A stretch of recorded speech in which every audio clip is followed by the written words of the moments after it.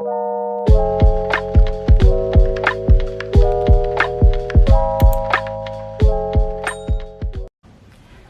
teman-teman, kembali lagi bersama saya Arinda Dwi Ananda.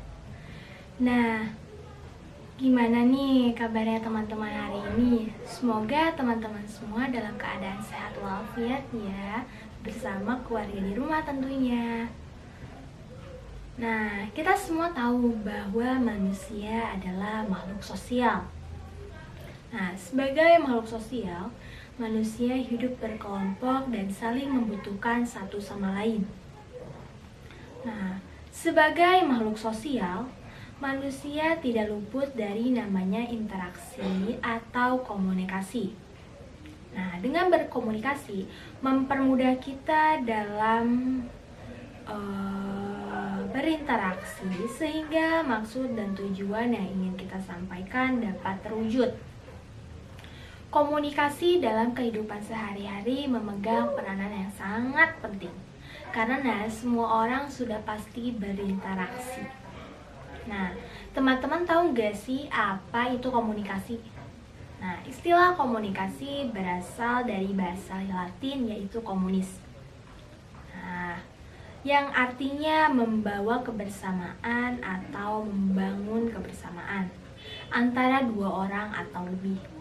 Komunikasi juga berasal dari akar kata, yaitu komuniko yang artinya membagi.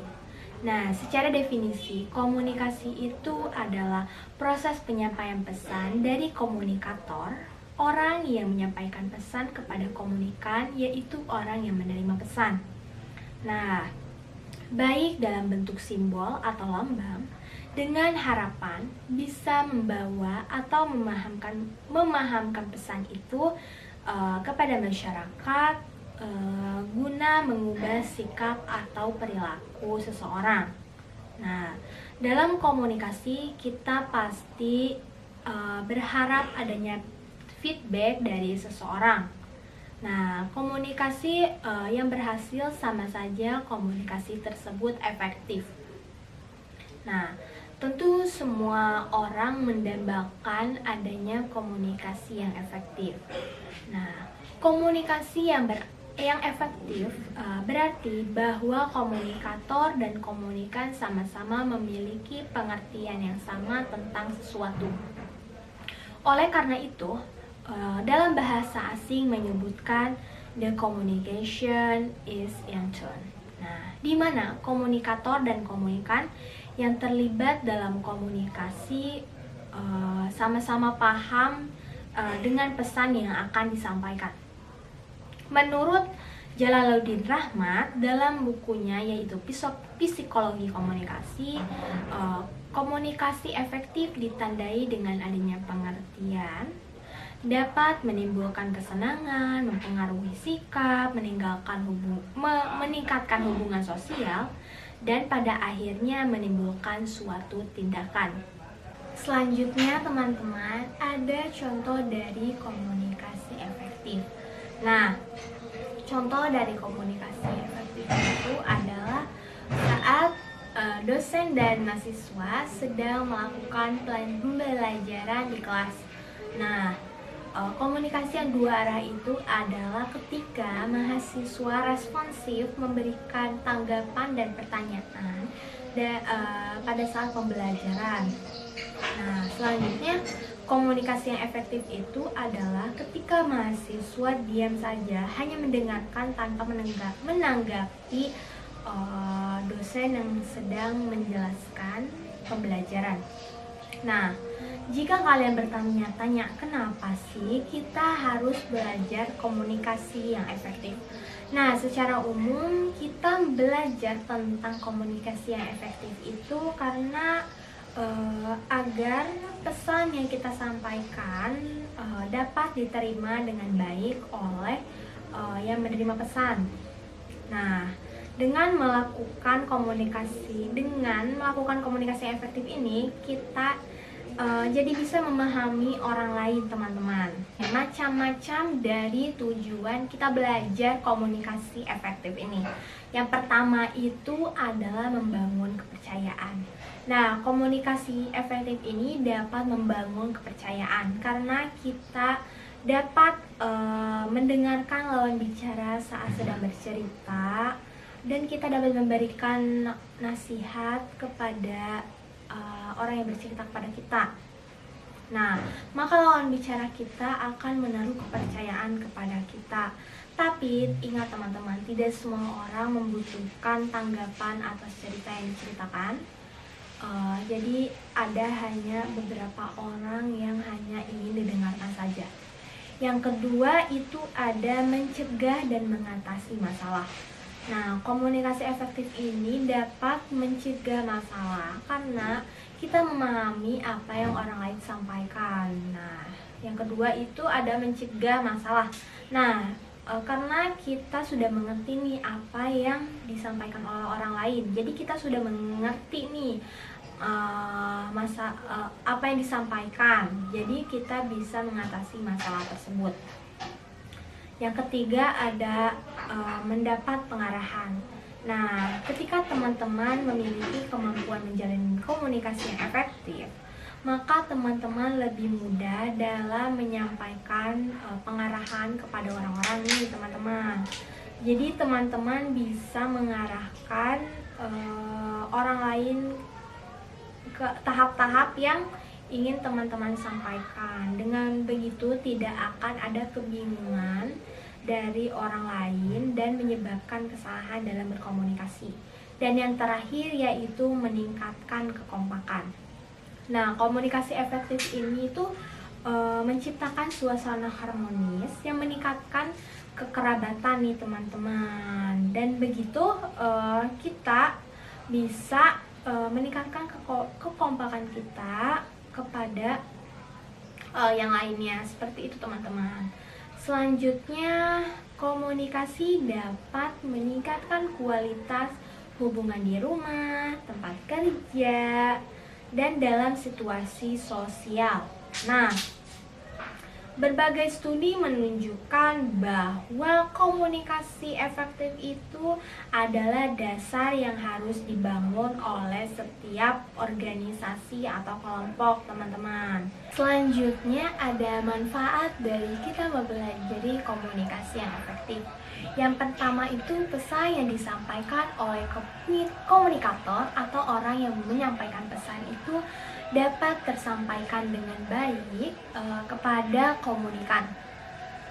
Selanjutnya, masing-masing komunikan itu dapat menerima pesan dan mengerti apa pesan yang disampaikan. Selanjutnya, kesalahpahaman dan konflik dapat dihindari atau diselesaikan dengan baik. Dan yang terakhir yaitu semakin eratnya hubungan antara komunikator dan komunikan. Sebelum kita masuk ke dalam 3 tips menerapkan komunikasi efektif itu, ternyata komunikasi efektif itu memiliki hambatan juga loh teman-teman.